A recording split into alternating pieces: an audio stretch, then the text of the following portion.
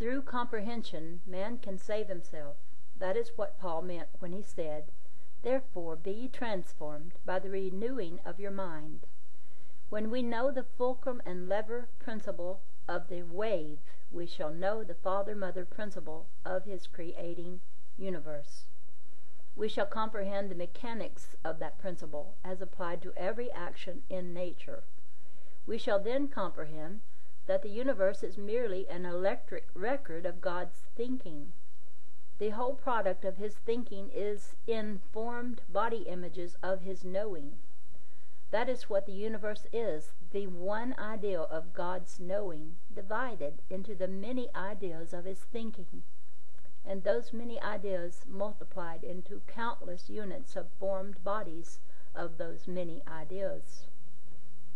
The forms thus recorded never become the ideas. That which is God never becomes matter. That which is the still light is extended into the two moving lights to record God's knowing by his thinking. But we who are the imaged record of that thinking are not the ideal from which we are extended. Our bodies are but the extensions of our God selves. Creator and creation might thus be reduced to the following simple formula, expressed in several word groups, but all of the same meaning. Knowing, thinking, product. Power, expression of power, result. Stillness, action, record of action. Light, light waves, matter. Fulcrum, wave lever, motion. Magnetic light, electricity, reflection. Reality, imagination, unreal image. Sexlessness, father-mother, formed bodies. Idea, division of idea, projection. Oneness, positive-negative, illusion. Love, giving-regiving, repetition. Life, life-death, rebirth. Cause, expression, effect. God, desire in God, the universe. And so up to this time we have been floundering around in these questions of life and death, emotions, love, hate, greed, and selfishness. We have been accumulating things, material things to possess, things of earth which must be returned to earth. Our ideas of wealth and power have been based upon what our bodies needed. For that reason we became selfish, greedy, cruel, and brutal. Humans become inhuman, beastly, by killing, robbing, and enslaving other humans. The more religiously devout we became, the more inhuman we became, even to the point of devoutly asking God to aid us in our inhumanity by helping us to kill. Also, up to this time, our search for the one God has bred many religions based upon false concepts of God. God is our Father. We are his beloved children, light extensions of his very self. God is love, yet practically all religions conceive him as an angry, wrathful God, ever ready to inflict terrible punishment upon his sinful, wicked children, a God of sorrows capable of suffering deep anguish because of our transgressions. Instead of searching for a God of light within ourselves, we have searched outside of ourselves for a God of form. We have demanded an extraneous God which our senses could visualize. For that reason, we have made thousands upon thousands of gods of some imaged form, carved in wood or stone, and worshipped those forms as idols. Messengers of God, such as Jesus, have appeared at times to tell us the true nature of God. We invariably crucified them, then worshipped them after realizing their divinity. Religion of today is largely idolatrous for the reason that our primacy demands a God who appeals to the senses. For that reason, millions of men worship God through Buddha, Jesus, Mohammed, and other messengers, whose form they can sense as visualized images of God. Those who do so have not yet unfolded sufficiently to know God himself as the I am of all the universe. Those many millions would consider one to be a blasphemer who claimed that he walked and talked directly with God in close communion. Yet mankind has unfolded to that state of consciousness where there are many who have found the kingdom of heaven within themselves to such an extent that they no longer ask intercession from men of earth for the privilege of contacting God through them.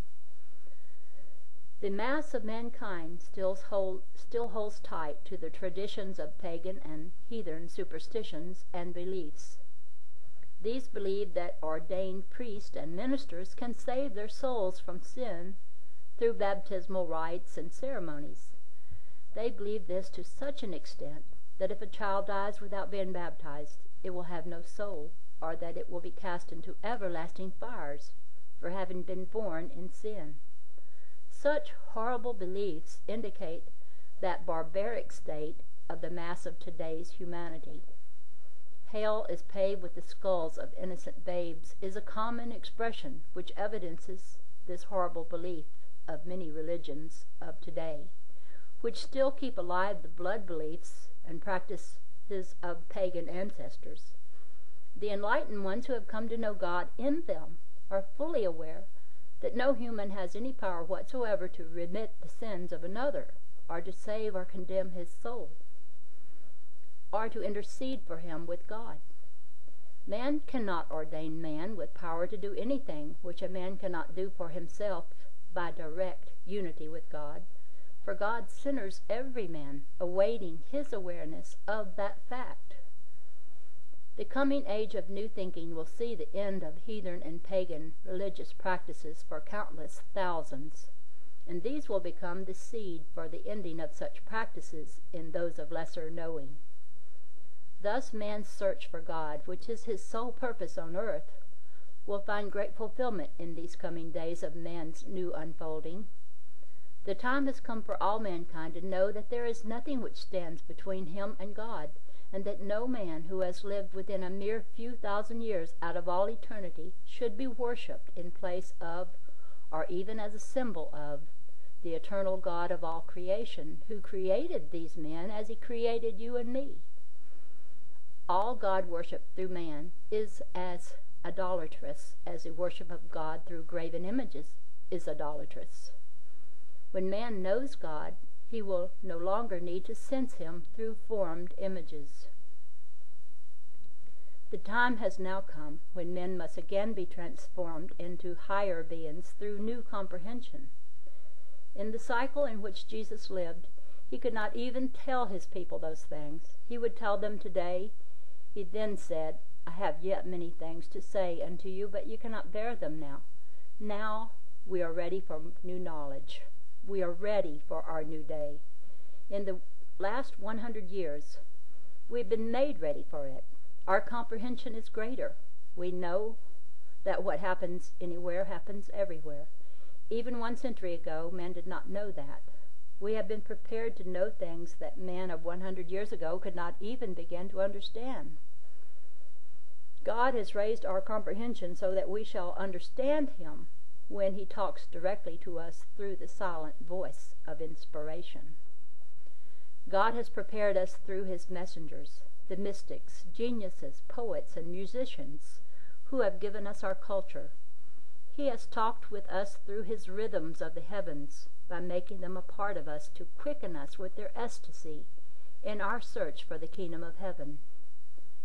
In this age of transition between sensing and knowing, we must acquire cosmic knowledge through the eyes and ears of the Spirit instead of those of the body. We must know how to find God by getting away from the body. We must know how to talk with God so that we know the nature of God. Moreover, we must know and obey God's law.